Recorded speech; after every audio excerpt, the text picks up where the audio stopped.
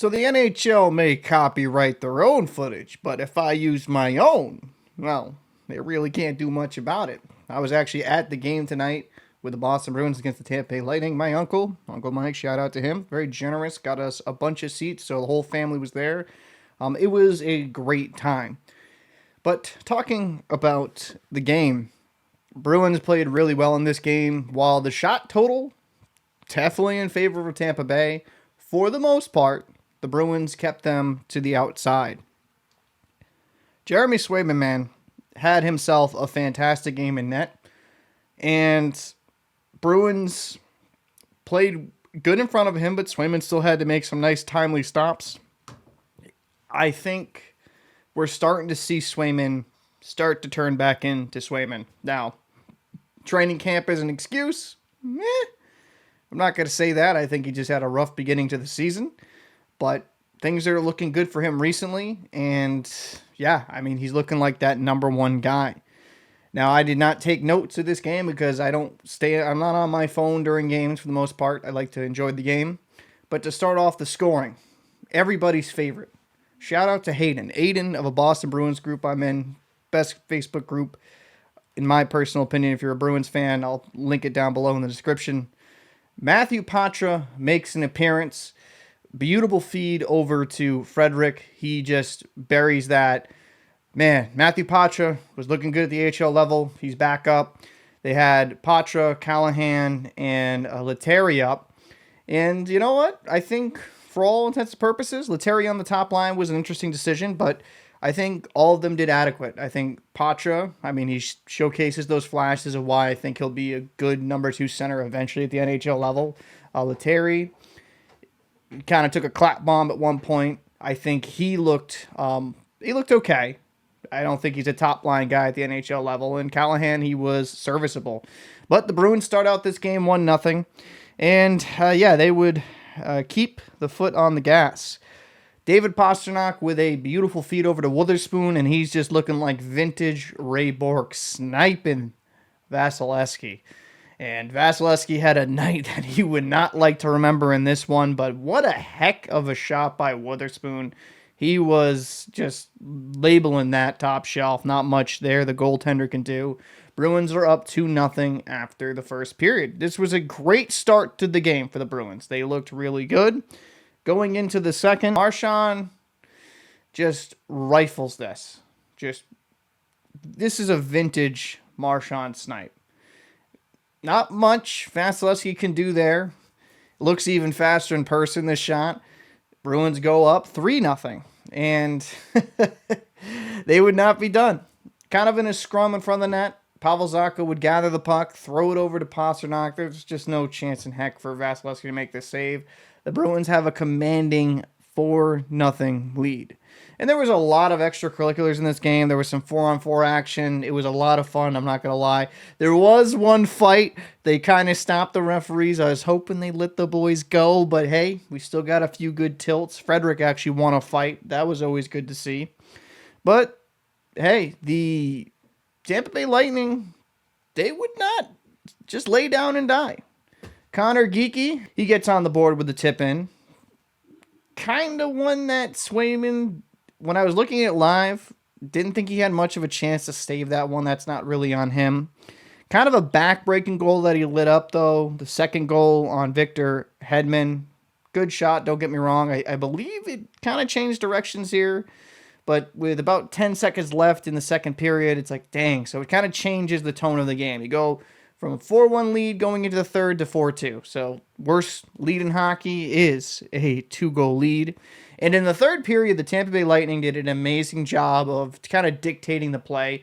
The Bruins' continual struggles in the third stayed to be the same case here in this game as well. They didn't get too much offensive zone pressure. The Lightning did a very good job of hemming the Bruins in their own zone for long stretches of time. I think the Bruins were also a little bit careless with their puck control. And what I'm saying is when they were icing the puck, where it was just they could have did a soft dump to really, have a really clean line change. If the Bruins are going to want to consistently win, they have to just round out their game and have to play a better third period. It just wasn't a great one. hats off to the Lightning. Very talented team, don't get me wrong, but if the Bruins are gonna want to be a team that's a playoff team, they're gonna have to fix that. They're gonna have to get better with getting offensive zone pressure.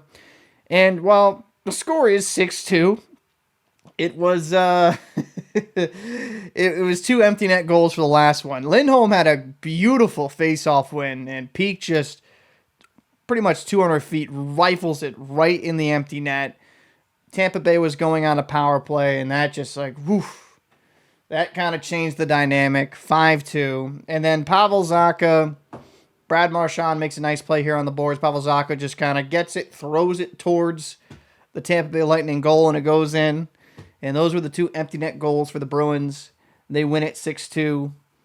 Big takeaway for me is that Jeremy Swayman is just looking really sure of himself.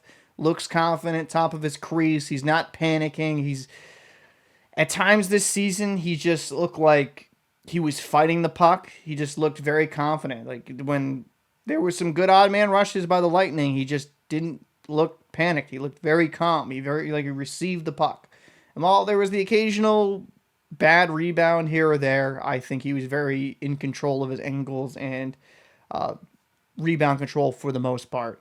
And I think the P. Bruin guys that got called up, Lettieri, I think he did okay. I think Callahan did okay. Patra, I think, was pretty solid. He shows you on that nice feed over to Frederic why a lot of fans want him called up. Do I think it's a long-term fix? Probably not.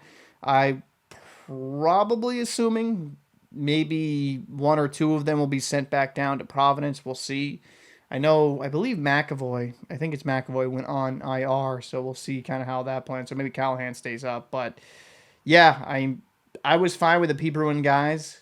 I think Patra looked pretty good. And I'm kind of excited for his future. I really am. I think you give him a couple more seasons, you're going to see, in my opinion, an extremely good second-line center. I think even right now at the NHL level, he can be serviceable enough at a third-line role. I mean, I will say, personal opinion, it is weird seeing Coyle play a lot of wing. It's weird. I understand why they're doing it, but it's just a little bit of weirdness. And Lettieri on the top line, I don't imagine that's a permanent fixture. And Lettieri, he's having a great year with the P. Bruins. He's their leading scorer. And don't think he looked terrible, but I don't envision that as being a permanent fix. But who knows? Maybe he comes into it. He's a 29-year-old. Maybe he has a little late flash and kind of becomes a solid top 6 option. But not to be pessimistic, I doubt that's going to be the case. But hey, it was a lot of fun watching the game live. It was a very fun experience. If you have not gone to a Bruins game, I highly suggest you to do so. It's been a little bit since I've gone to a Boston Bruins game just because of my work schedule and just life and has been kicking my ass for over the past year. But I had a lot of fun. Quick little exit on this video. I'm going to kind of talk about the recent video I did about the copyright strike. So if you don't want to hear about a more fleshed out thought on that, you can click off this video, I understand. So I've seen some of the comments about the copyright strike, and some people made some valid, I wouldn't even say criticisms, because I even said in the video I agree with, but they made some valid comments saying, well, some people are getting striked for their own original footage by the NHL, which I do think is absolutely fucking ridiculous. That just should not happen. YouTube, and I'm going to say this directly to YouTube and the people that, are in charge of this system. For the love of God, can you do right by your creators and actually give a fuck instead of just having these companies and corporations abuse your system and make it so that they cannot use the content under what it's supposed to be, and that's fair use. None of these hockey channels, maybe I shouldn't say none, but most of these hockey channels use the footage in transformative ways that do fall under fair use. I understand the legality. I understand that it's copyright protected, but there is fair use laws for a reason. And when you're having people make amazing videos and bring more viewership to the NHL by making these mini documentaries or mini breakdowns. Can we just stop the bullshit and thinking that's going to destroy NHL viewership by any stretch of the imagination or the NHL revenue? Maybe work with YouTube, NHL. I don't speak to NHL on this. Maybe work with the creators that are helping grow your game, because you're so piss poor at promoting your own fucking product that you're having randos like me, better randos like Eck, Hockey Psychology, Next Man Up. I could name a bunch of them. The hockey guy, but he doesn't really use footage, so that's why I'm not really mentioning him in this. But you're having random people on the internet promote your game far better than their own social media team does.